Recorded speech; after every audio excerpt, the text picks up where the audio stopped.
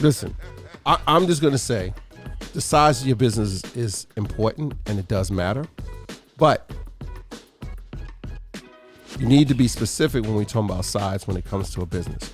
Are you talking about the size of your gross revenue, the size of your profits, the size of your workforce, the size of your influence on the community, the size of your community outreach, etc.? There are different ways a business can be big in this world. And you need to think about that as someone who's a business owner or going into business.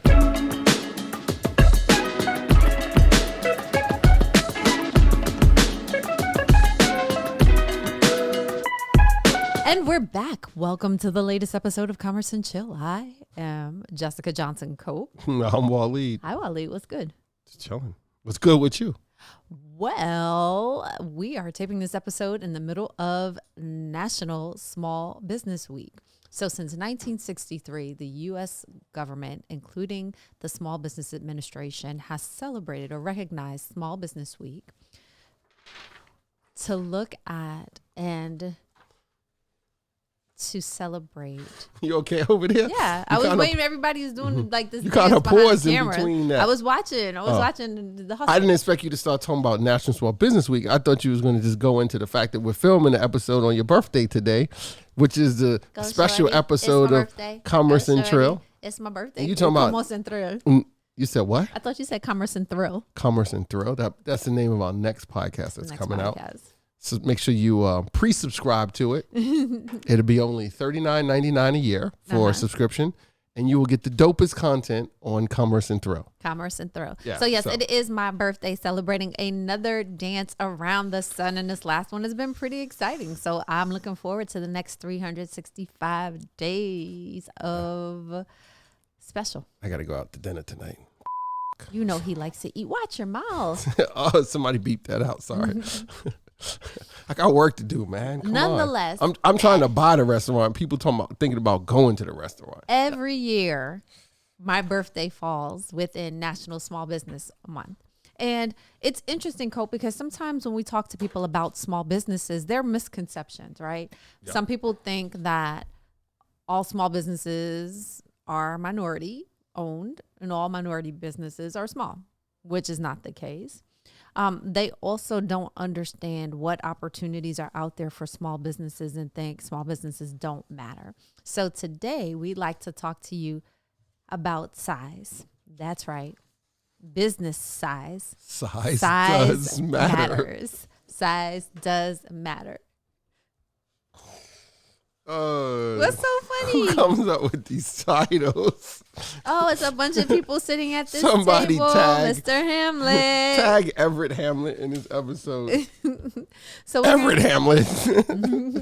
We're going to keep it clean, but small business does matter.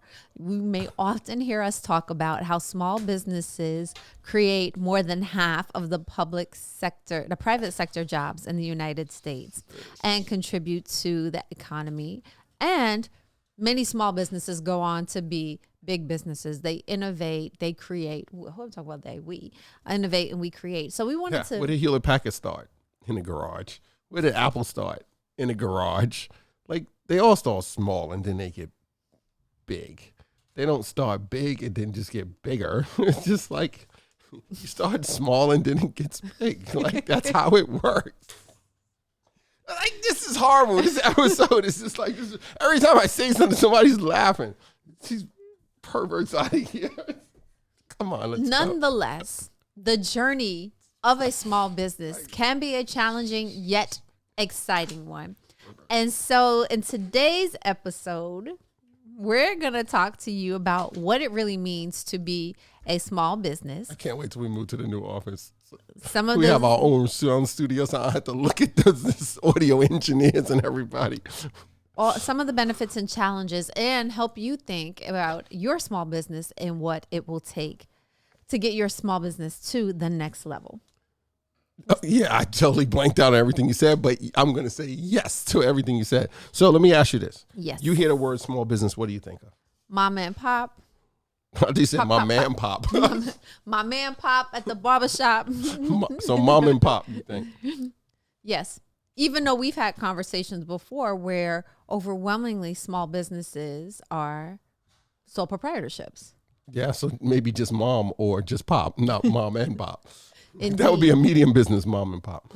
Right. So what do you consider, like, what is your, I don't want to say definition, but when you hear small business, you think mom and pop. So like to you, what is mom and pop?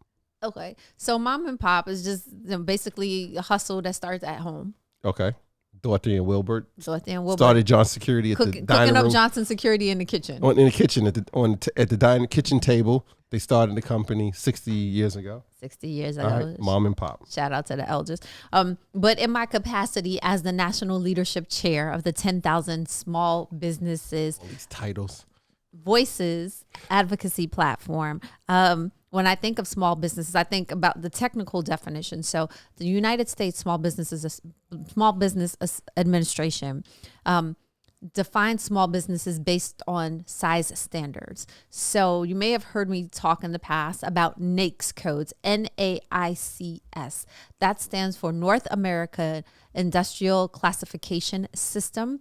So if you look on your tax return at the very top, first page, right-hand side, it'll have your NAICS code, or at least the first 4 digits of your NAICS code. That's how you're categorized in terms of your products and services that you offer. So the SBA has a set of standards based on the NAICS code as to what's the maximum revenue threshold that makes you no longer small. So, for example, for security services, those fall under NAICS code 561612. And the small business size standard, according to the SBA, I think currently is 23 million. So wait a minute. So according to the SBA, a small business can be anywhere from $1 million to like $40 million. No, it could be from 0 to more. Yes.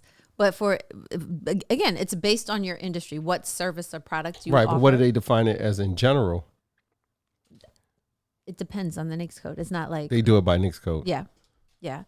And typically, there's some definitions that say a small business is any business under 500 employees, but then there are definitions that vary. That can say, if you make under $1 million, or if your employment is under 100 people or under 1,500 people, then you're small. Bro, you got 1,500 people working at the firm. That is not a small business. It depends. Yeah, somebody needs to come up with a unification like standard for what a small business is and what the parameters are. It kind of reminds me of when you're dealing with real estate and they say it's affordable housing and they use the area. It's been so long since I was on the community board with all this stuff. The area mean income or what, AMI or whatever it is. And then when they come up with it, I'm like, so that's affordable? Like, but it's a no size fit. I mean, it's not one size fits all. With affordable housing, you can't have one size fits all because it's based on different neighborhoods. But if you go by the average income, it's like the numbers just like kind of crazy. But I say this, like for a small business, if you want to break it down by NAICS code, I get it to say diving into that industry and looking at specifics. Okay, great. But the thing is, how much data do you really get? You know, because if your data pool is not so big, then the numbers are going to be freaking skewed, and you'll come up with like, that's like a small business, like 20 million, 40 million. What? So this is a sticking point for me. Unless it's a small business and they sell, like each item they sell is worth like $7 million, and I'll be like, they had like 8 sales. This is a sticking point for me because at Johnson Security, we've crossed the $1 million in sales threshold. We have over 100 employees. Nonetheless, like our biggest competitor does billions of dollars every quarter, right? So compared to them, we're still small. Quarter, like a year. The quarter, they wish they did billions a quarter. They don't do billions a quarter?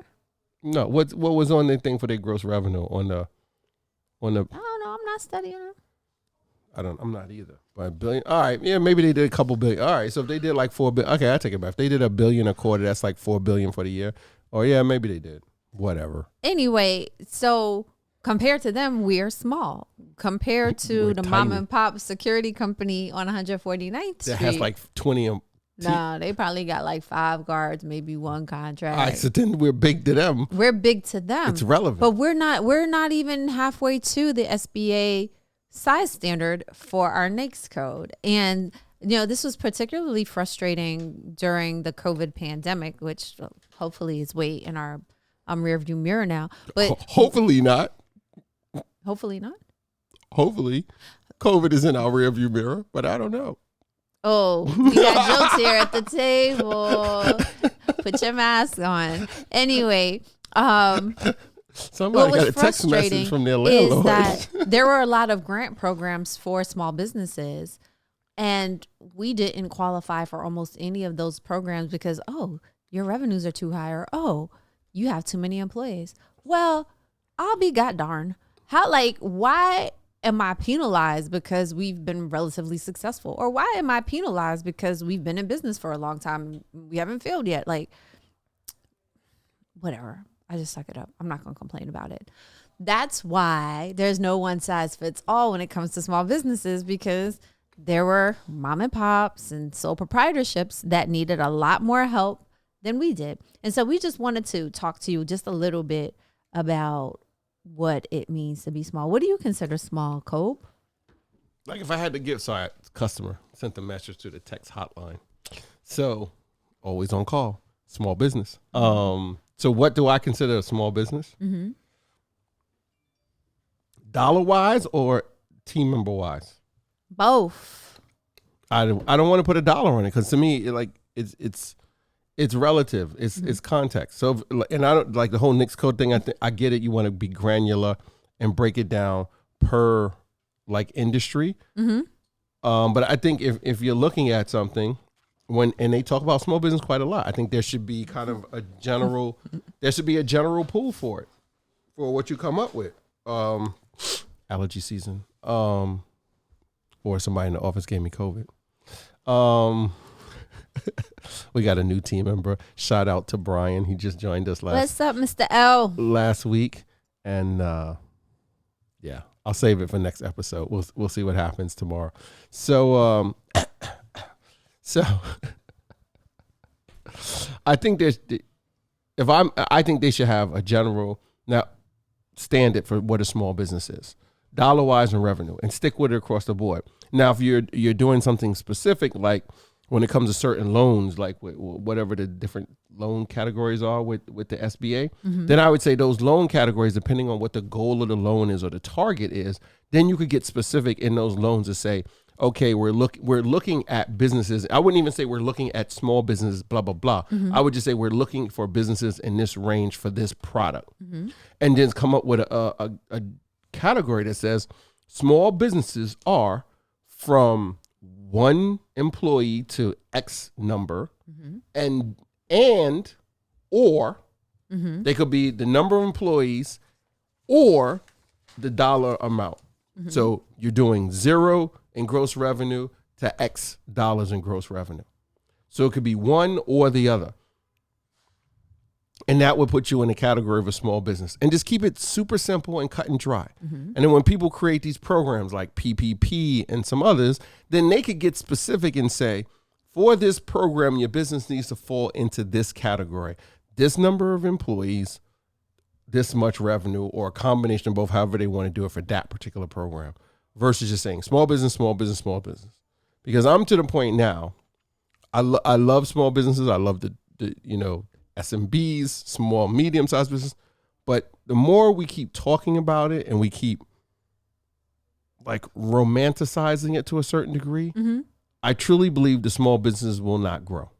Because we keep saying we're a small business, we're a small business, we're a small business. You saying it's like a self-fulfilling prophecy? Right. If I keep saying every day, whatever, I'm whack at basketball, I'm whack, and I go play basketball with Hamlet, and I miss all my J's, and I break my finger because he blocked my shot, and I never get it off. I'm going to keep thinking I'm whack, and then that will manifest itself. And you can, I don't care, you want to talk about the secret stuff or this heebie woohoo stuff. It's I don't know, people be saying, they be like, oh, I don't believe, but I'm not saying believe. I'm just saying if you're telling yourself you're bad at something, trust me, you will be bad at something.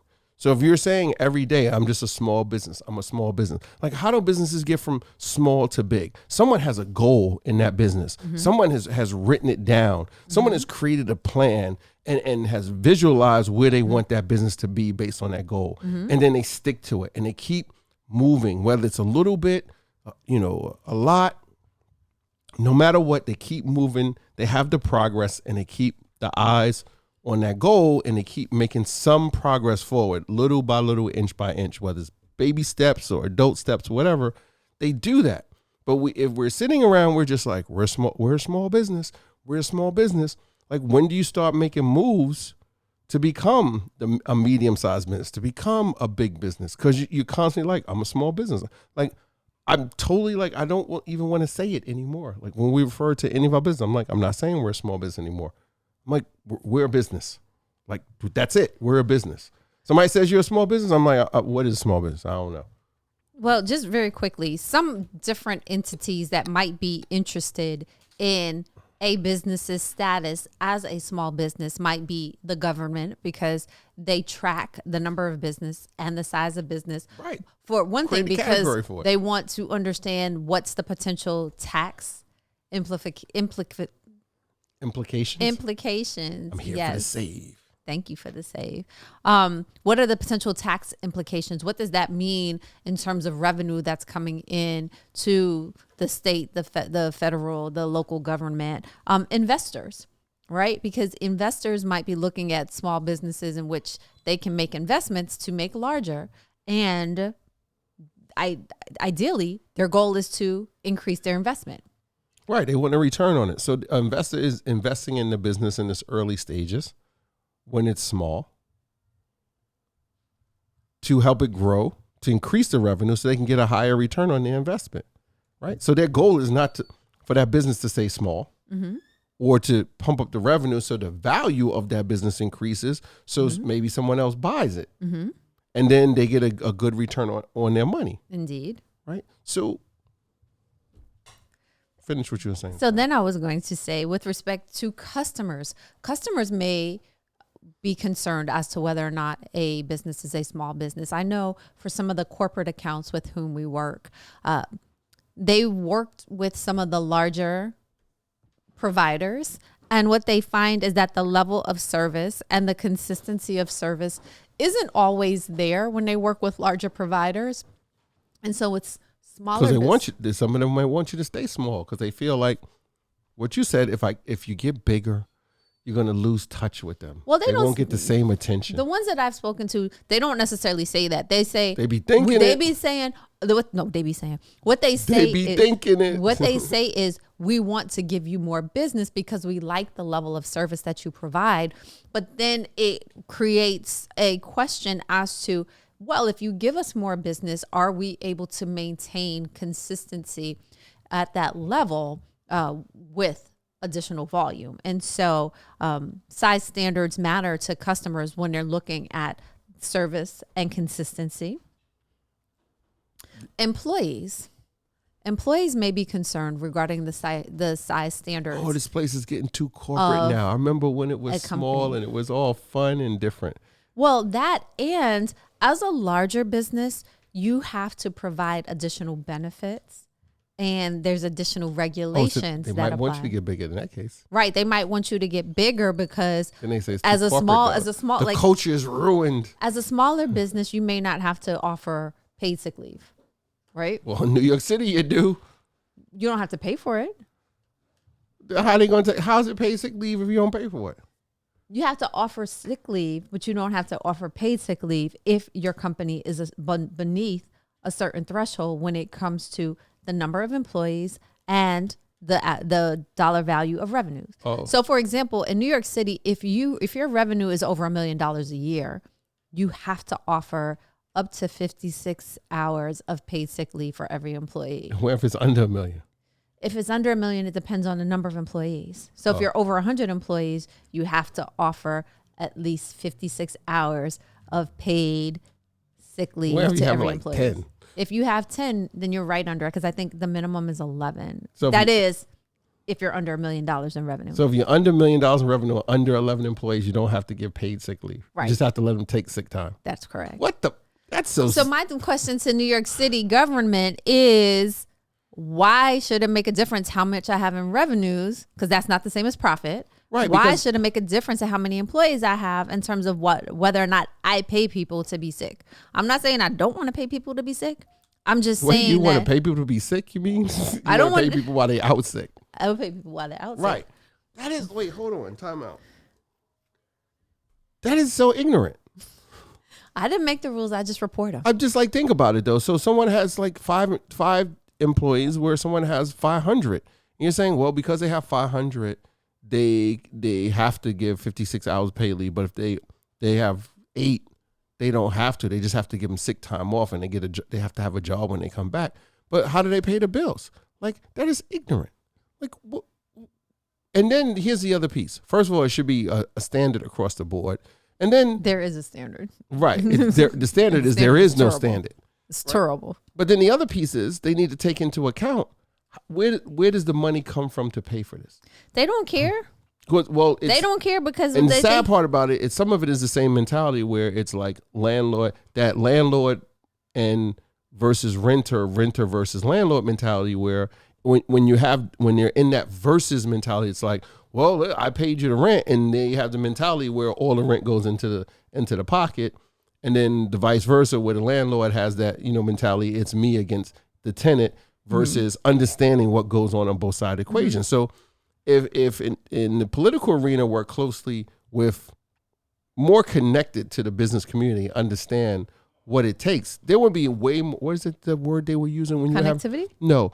Harmony. When you were going over some of those contract discussions, there would be way more harmony with it, and then come up with better solutions and better ideas. Solutions that really address what the issue is, and not like somebody just Band-Aids. Like coming up with it in a room and just like, I don't know, pandering to whatever they think might be the thing at the moment because I need to clock me some votes. Right. And then lastly, the community where your business is located or where you do business may be interested in your status as a business, whether or not it's small or otherwise, because of the impact your business can potentially have. Even though we are what many would consider a small business by SBA standards, we have a big Speak for yourself. We have a big impact in our community because just by being here, what I think gives people hope, because they not used to seeing businesses that aren't big boxes or are not global brands setting up shop locally. So it's a little different view from what I see. What, you making faces? No, I was listening to you. You said it's a different view. I was just listening. So this is my thing, right? Because I'm often asked to, what's that face? Here it goes, ladies and gentlemen. No, She's about to go on a rant. Come on. I'm often asked to give voice to other small business owners. See, Aubrey, I'm not the star of this show. I told you that. And so one of the things I find particularly... It's our neighbor. Hi, Aubrey. We're going to have you on one day too, soon. Yeah. That's going to be a great small business to big business, to medium business to big business. The power of leveraging the new economy. But yeah, we'll talk about that later. So people get ready, Aubrey, and organizations need to find ways to move beyond the small business label, right? It's the mentality. Let's move beyond this, because let me give you an example. Even customers and clients come in the establishment and they're just like think of this whole support small business, like, what is it, Small Business Saturday? Mm-hmm. I think Shout out to Amex. I think it's cool. Amex does that, like, and all the other entities and businesses that are involved in it, and it brings that attention to it. But let's really dig down and say, if we're talking about supporting small businesses, and the goal is for them to grow and be better. And let's be clear, some businesses don't want to grow. Right. They don't want to get bigger. Let me say that. They're happy the size that they are, because they like it. Maybe it's like a side hustle thing, so the business is only open, at certain hours, or they only do certain things, like they need specialty. But I'm trying to focus in on the average business that is considered small, that's like online or brick and mortar who's doing this full time. Like I'm talking about that core group, or those that are doing it and trying to get it, move away from one thing and to do that full time, to make that their main thing. And listen, these initiatives and everything are great, but you mentioned it a little earlier, like we need to step back and look at what is the goal and how do we make the biggest lasting ongoing impact at the business. Because like boosting sales for one day, like on Saturdays or the weekends when that thing happens. Oh, Black Friday. Or like, that's cool, but that's just can you sustain that? That just blows the register up one day. What happens the other 364 days of the year that the business has to pay employees, pay, bills, pay taxes, et cetera, et cetera, et cetera, et cetera.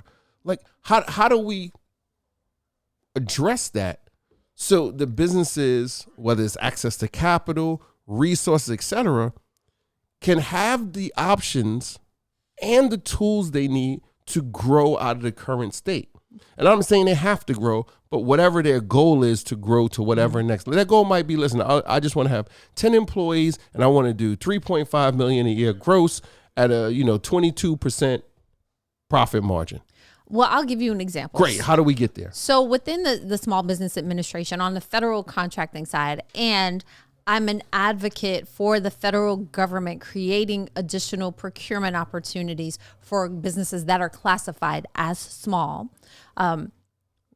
There are set-asides if you meet different classifications. A small business, woman-owned small business, veteran-owned small business. But they're very specific in those categories. Like us. But I mean, just small business can be, again, if you're under the size standard for your NAICS code, right? There's a set-aside. So you look into what opportunities are available for your products and services. And we're in one program that is geared to help businesses grow out of your status as a small business.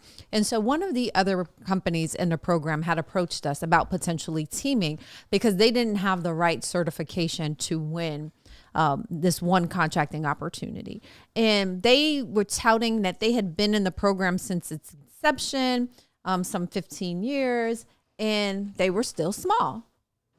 3 million or less over 3 years. In the program. They were still in this program, but they wanted to partner with us to go after this one opportunity. And I was like, so they were purposely staying small to stay in the program. They were purposely staying right, small. because some of the government programs, once you reach a certain threshold in money, you graduate out of the programs. But it's tremendous opportunities if you're still in that classification, because there's quite a bit of what they call set-asides that Jay mentioned earlier that you qualify for that a lot of other businesses like. So your competition to get that contract might be just two businesses, you and somebody else. And sometimes it'll be you and no one else, depending on what it is and how niche. And we've gotten a couple of those. We've gotten a couple of those. So I'm not mad at that. How niche down is. But the thing is it's not sustainable. Or does it make sense to try to spend another 60 years staying intentionally small? Like, well, first of all, somebody and I ain't knocking nobody business model and they hustle. But if someone you say but, then you are. But whatever, but but or this, that, and the other, who, what, when, why, and where. If that's your choice, respect. I'm just speaking from our perspective and what our goals are when we're doing. There's no way in what my man Todd say when he opened up the box we sent him.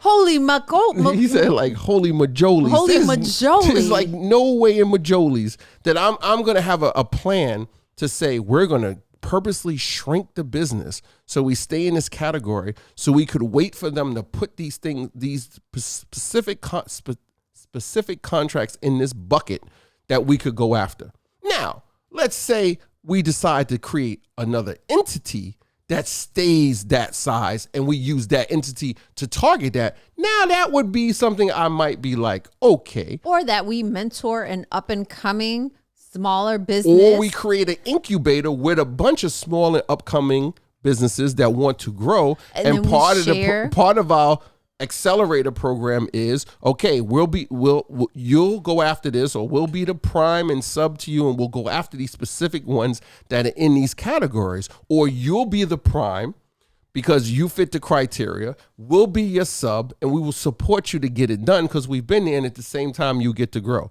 And genuinely do it. Not do it like some of these other firms are doing. Oh, you're just going to be a pass-through. Where you want you to partner up with them. Just sign the paper because you got up. the certifications and they want you to just sign the dotted line and then pass the money through your entity so they could get the money and then just throw something to the side for you. Like, that's not what we're trying to do. Sorry, phone going off. No. Right. So anyway. And the reason we're saying this to you is because when we're coming to you and sharing information, we want you to grow. Granted, we know everybody's not trying to grow to the same level. We don't want you to be in the same place this time 365 days from now, my next birthday, that you are today. We want you to be better. And in many cases, bigger is better. Not always, but in many cases, it is. In your opinion, size does matter. Would you making that statement, bigger is better? Yes. Okay. And I want you to be better. I want you to be bigger. And we're going to continue to share information to help you grow consistently, whether you're a small business now, a medium business, or you just not a business trying to get some business. We want to help you get to small business, figure it out, level up, and not be small forever. Listen, I'm just going to say the size of your business is important and it does matter, but you need to be specific when we talk about size when it comes to a business. Are you talking about the size of your gross revenue, the size of your profits, the size of your workforce, the size of your influence on the community, the size of your community outreach, etc.? There are different ways a business can be big in this world. And you need to think about that as someone who's a business owner or going into business or, in the middle of this. And this is something like we had I had a huge conversation with Everett and Brian yesterday when we were talking about the different platforms for each brand and our personal platforms. It's like, what do you want to do? What's your message, and what level of influence do you want your business to have? Right. And it's super important. So I believe the size of your business matters, because the size of your business allows you to do more in the community. The more revenue our business has, the more people obviously we're hiring, the more profits we're making that we can use to reallocate into more resources for our team members. Right. The more we can spend with other businesses. The more we can spend with our other partners, AKA vendors. The more we can expand into different areas and do more job creation. Listen, the more we can invest in other opportunities that affect other people. I'll say that for another episode.